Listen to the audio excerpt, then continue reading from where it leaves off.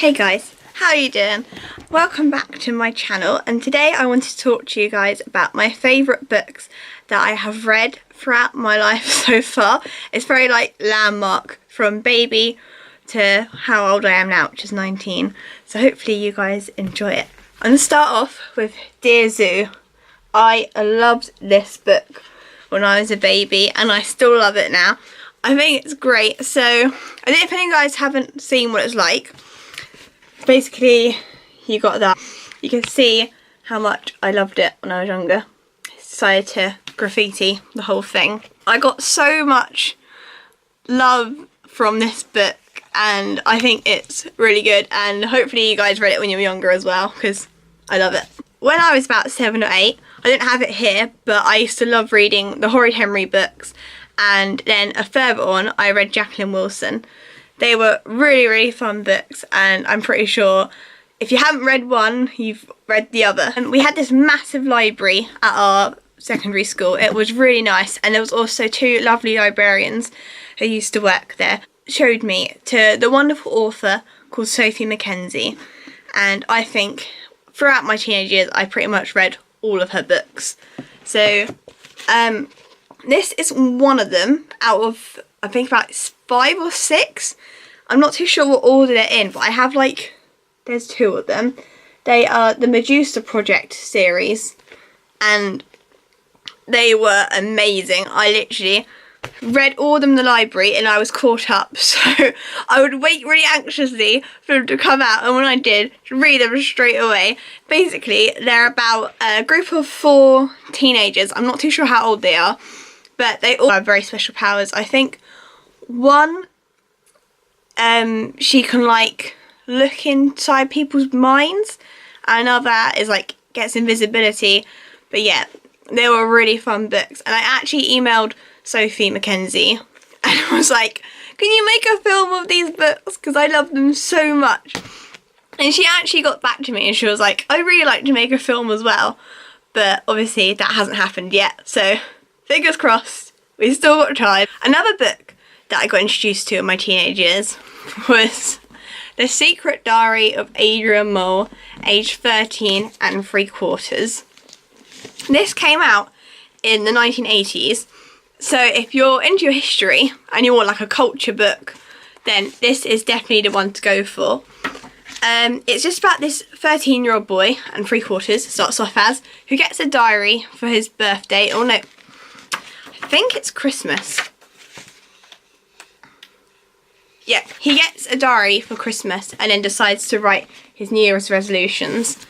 And it's just hilarious. This guy was just so funny. And obviously it's a bit battered because we actually got this from a car boot sale. My dad picked it up and was like, you have got to read this. I loved it when I was younger.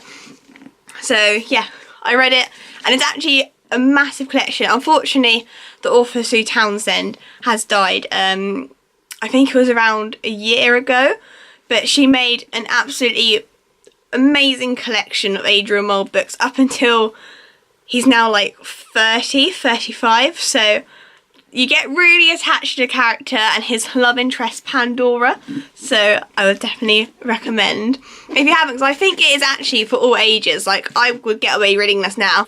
I feel like this is quite a common thing, but when you get into sort of year 11, 12, 13 in school, that's sort of the revising period, so I went for a stage of not really reading many books because I was sort of more focused on doing the work, and also you had so much reading to do because I did history and psychology, so I would have to constantly be looking at other things. So one of the books that I've read most recently that I would class as my favourite and would really recommend to anyone who's into reading is Jane Eyre by Charlotte Bronte. It's an absolute classic.